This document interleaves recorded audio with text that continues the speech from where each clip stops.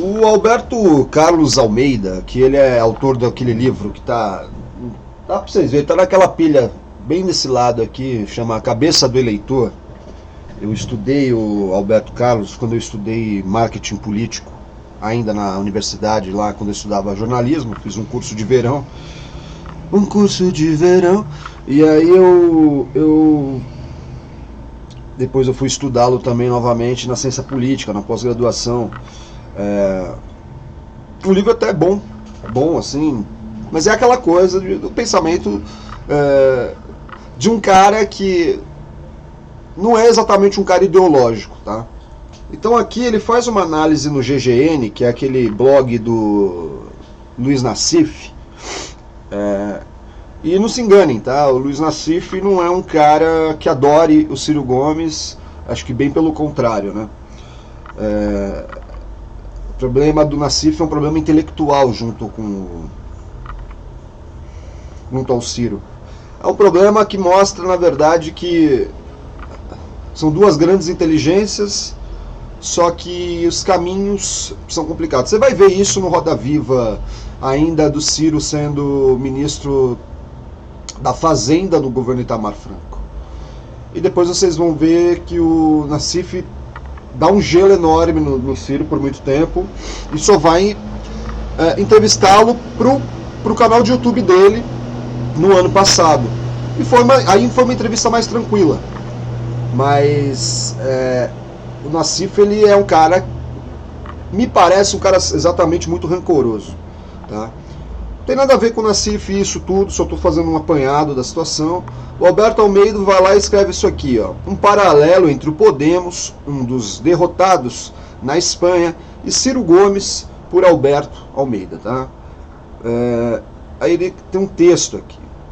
Ele vai contar um pouco sobre a eleição na Espanha. A eleição na Espanha, vocês devem ter visto por aí, eu vou acender o meu cigarrinho, que é o seguinte: a eleição na Espanha, quem passa é o Sánchez, do PSOE, Partido Socialista Obreiro Espanhol, né?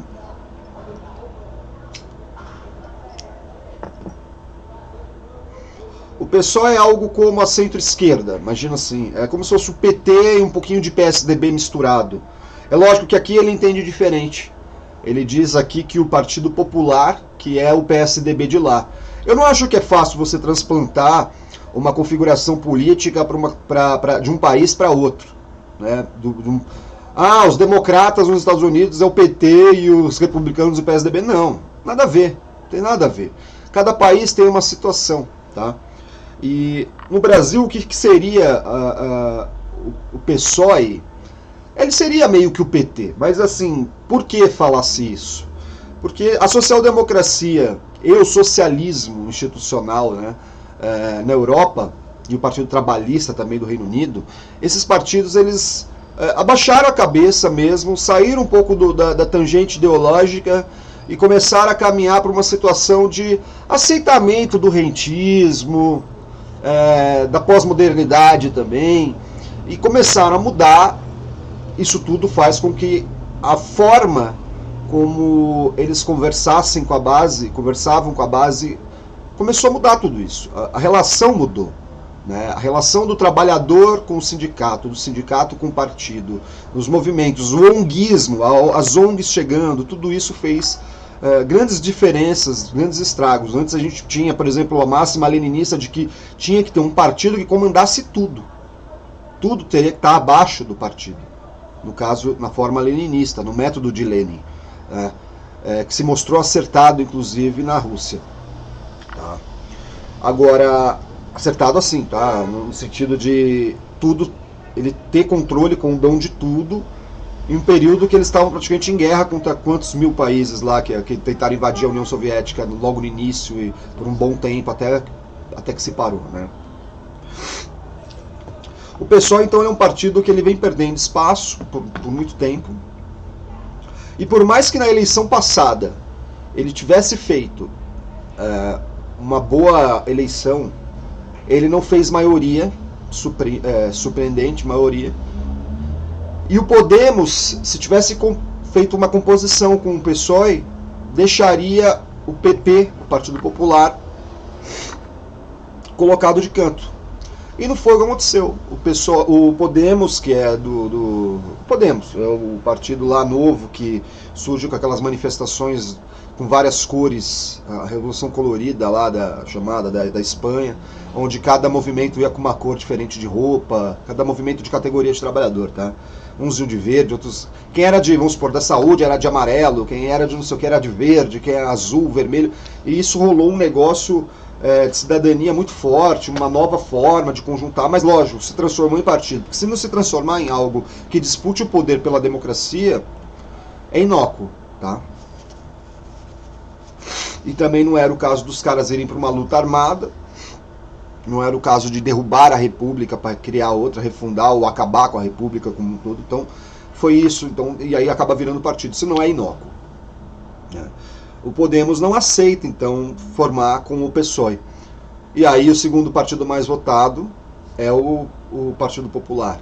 E aí faz esse último governo.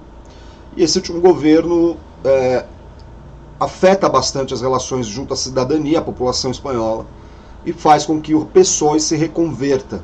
Eu acho até interessante, porque sai do PP, vai para o PSOE, e não aposta, por exemplo, no Vox, que é um partido nacionalista, só que de extrema direita, xenofóbico, saudosista do Império Espanhol, não vai nos Ciudadanos, que é como se fosse uma mistura de Rede com o Novo, lá na Espanha, né?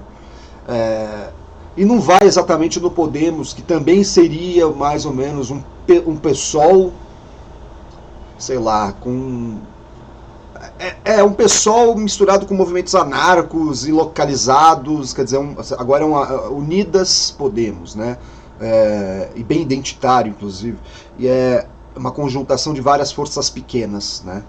Com a liderança do rapaz, como é o nome do líder do Podemos lá? Eu esqueci o nome dele, sempre esqueço o nome dele. O que era neto de um comunista famoso lá na Espanha, enfim. Tá bom. Aqui está o texto do... Ele tenta traçar um paralelo entre o Ciro e o Podemos, tá? Ele acha que o Podemos é o Ciro. É aí que eu discordo. O Unidos Podemos irá cair de 71 para 41 deputados. O PSOE conseguiu barrar seu crescimento por meio de várias medidas, dentre as quais a renovação do partido, incorporando mais mulheres em seus quadros. Na Espanha, como o sistema eleitoral é proporcional com um voto em lista, eles colocam alternadamente homens e mulheres. Todos os partidos fazem mais ou menos isso. Assim, a tendência tem sido de uma representação com mais de 40% de deputadas mulheres. Legal. Se Pedro Sánchez formar a maioria, o que é muito provável, será o primeiro-ministro eleito do PSOE, que não é um advogado. Informação até desnecessária, enfim. Ele precisará se unir com o Unidos Podemos e os partidos regionais da Catalunha. Aqueles partidos da Catalunha, partidos regionais que pedem mais autonomia ou até uma liberação, realmente uma formação de um Estado catalão, porque eles já são nação, né? A Catalunha é uma nação. Ela tem território definido, tem um idioma próprio, tem uma cultura própria, tem tudo que forma uma nação. Mas ela não tem orçamento próprio, né? O orçamento da Catalunha é muito dado por Madrid, pela Espanha, né? E na Catalunha, no sul também, entre o pessoal lá no norte da Espanha, né, os bascos e tal, há várias situações em que se pede isso, autonomia ou até liberação mesmo do território, né? Aí entra aqui. Ele precisará se unir com eles, Podemos tal. Na oposição ficarão o PP, os Ciudadanos e o Vox. Os líderes do PP espanhol, o PSDB de lá, aí ele cravou, né, que o Partido Popular é o PSDB de lá. Eu acho que é uma afronta até ao PSDB. Não que eu defenda o PSDB aqui, porque eu não sou lá tucano, né? Mas o Partido Popular é um partido super reacionário. Super reacionário. O PSDB tem membros reacionários aqui, tem João Dória, tudo bem. Tem entreguistas como José Serra. Mas o Partido Popular, ele chega a ser pior. Ele é como se fosse aqueles caras com quem você não consegue tratar nada. Nada que for de cunho social interessa a esses caras, né? O PSDB não deu só mostras de negativar a nação aqui no país, né? Então eu acho um pouco equivocada essa comparação. Agora começa. O Unidos Podemos, uma espécie de Ciro Gomes partidário na Espanha, como assim? Também sofreu uma grande derrota. Talvez o motivo tenha sido a viagem a Paris deles, não apoiar o PSOE e permitir que o PP formasse o governo anterior. O Podemos, quando não conjuntou com o PSOE na eleição passada, o que ele propôs é o quanto pior melhor. O quanto pior melhor. Porque é a linha trotskista, é a forma dos trotskistas fazerem política. Não estou dizendo que o Podemos seja trotskista, mas é que essa coisa, e o trotskismo ele tem uma função ideológica importante no planeta, tá? E ele gera uma escola de costumes mesmo. O PSOL é isso, o PT é isso, o Podemos é isso. E não tem como sair muito disso. O PDT, ele até pode ter se manchado com um negócio nesse sentido. Mas o PDT não é trotskista, o PDT nem é comunista, né? Entende? Não é nem marxista também, né? Nós temos gente de tudo que é canto no partido, mas não é uma coisa fechada, ó, nós somos isso. O Podemos entendeu naquele momento que não iria fechar com o PSOE e que isso empurraria para o quanto pior melhor um governo desastroso do Partido Popular, mas é uma aposta. E se tivesse dado certo o governo do Partido Popular? Entende? É por isso que o quanto pior melhor não é bom. Só que aqui a comparação não cabe. A comparação com o Ciro Gomes não cabe. E o Ciro Gomes não vai para o quanto pior melhor. O Ciro Gomes vem, insistentemente tentando apelar à inteligência das pessoas. Para que saiam da questão emocional, animalesca, até do cérebro reptiliano do território. Isso é meu. Como assim o Ciro Gomes está vindo aqui? Isso aqui é do PT, isso aqui é fulano de tal pessoa. Não existe isso. Se você consegue sair um pouco disso, e só com inteligência emocional demais você tem que fazer isso. Não que o Ciro seja um exímio homem da inteligência emocional, mas da inteligência, do coeficiente de inteligência, a gente não tem dúvida, certo? E isso consegue até abafar a mágoa do próprio Ciro e falar assim, olha, vamos observar o que é crível. Vamos observar que a gente vive num fenômeno pós-PT, tal. Agora nós estamos num fenômeno proto-fascista, Bolsonaro, mas que a gente tem que apelar para a república, para a conjuntação, não para a desconjuntação, esse tipo de coisa. É isso que importa. E é isso que o Alberto aqui, Almeida, ele quis provocar o Ciro. Assim, o que eu sinto do texto desse senhor é que é um texto do qual ele não... Como ele não sabe muito sobre a Espanha, ele fica traçando esses paralelos, porque ele não teve o trabalho de ligar para 5 espanhóis diferentes, um de cada partido, né? E perguntar certas coisas, estudar a legislação espanhola e tal. Tá? Não que eu tenha feito, mas é o que eu faria se eu fosse muito bem pago, né? E o Almeida é um cara rico, tem grana, ele ganha, recebe salário e tal. O GGN deve dar algum para ele também, não sei. No mínimo espaço num blog prestigioso como esse do GGN, né, do Nassif. Quem não quer escrever pro Nassif, né? Todo mundo que eu conheço já se relacionou com o Nassif de alguma maneira, né? E todo mundo fala mal, inclusive, do Nassif depois, né? Mas é aquela coisa, né? Eu estive lá no GGN, sabe aquela coisa assim? O cara não gosta mas carteira, né? Ele... enfim, deixa pra lá. O Unidos Podemos teve uma atitude vergonhosa de não formar o governo, tal, está pagando por isso. Juntos tinham 156 cadeiras e o PP 137. Nesse aspecto, o Unidos Podemos e o Ciro Gomes se irmanaram. Ambos traíram a esquerda. Então, só que você está falando... É isso que está acontecendo. Isso vem com 4 anos de atraso, né? O Podemos faz isso na outra legislação, não nessa. Nessa ele vai conjuntar. E tanto vai conjuntar que até o líder lá, que eu esqueci o nome, né? Ibanes, Pablo, eu sei que o primeiro nome dele é Pablo. Como o nome daquele cantor lá, como é o nome daquele cantor? Iglesias, Pablo Iglesias, isso, esse aí mesmo que você estava falando para mim, Pablo Iglesias. O Pablo Iglesias quer ser agora o vice, né? Vai ter o primeiro-ministro, ele vai querer ser o segundo mais votado ali, então eles se conjuntam, se favorecem e tal, e agora a conversa andou, né? Então o Almeida usa um diagnóstico dele para 4 anos atrás do Podemos para atuar com o Ciro, para traçar um paralelo entre o Ciro de agora. Agora, vamos falar a real, o Ciro dando força ou não para o PT em 18, tá? Vamos supor que ele não tivesse viajado, né, ido a Paris, né, esse tipo de coisa. Se o Ciro tivesse dado toda a força, será que faria tanta diferença assim? Eu acho que não. E aí agora, um cara como Alberto, como esse escritor, né, esse analista, estaria culpando o Ciro de novo, agora por outras vias, dizendo que o Ciro ajudou demais e que isso tirou voto do PT. Entende? É esse tipo de linha narrativa que ela já está pronta. Ele só precisa da mensagem, né, do meio.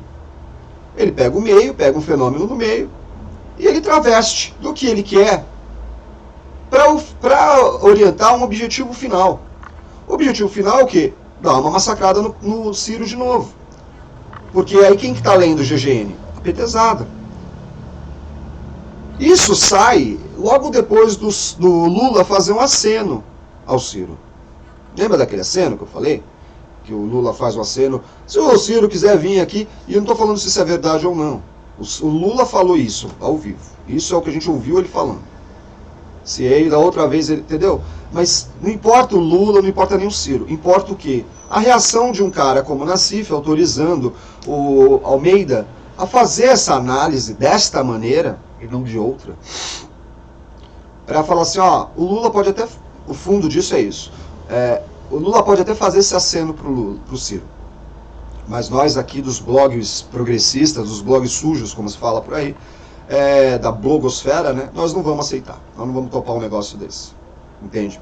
Porque é isso, o Lula é melhor preso do que fora, porque ele não apita tanto, e ele ao mesmo tempo serve de vitrine para voto, para o não esgotamento dessas narrativas, que sempre estão por aí, certo? A democracia só vai imperar no Brasil de novo quando for o Lula for solto. E mais nada. E aí agora no próximo vídeo eu vou falar do que foi ontem, lá no 1º de maio. Tá? Não vou falar aqui agora, porque já tem 17 minutos rolando. Vou fazer os vídeos um pouquinho mais curtos. Né? Então eu já vou desligar esse e já vou ligar o próximo. Tá bom? Valeu, camaradas? É isso aí. Agora, que vergonha, hein? Almeida, Nassif, que trabalhinho merda, né? Que merda. E eu sei o quanto que o Nassif já ganhou. Ganhou dinheiro demais, Nassif. Cala a boca e curte sua fortuna aí, cara. Não consegue, né? E tem que dar uma espezinhada, né? É isso. Então tá, tchau. Então tchau.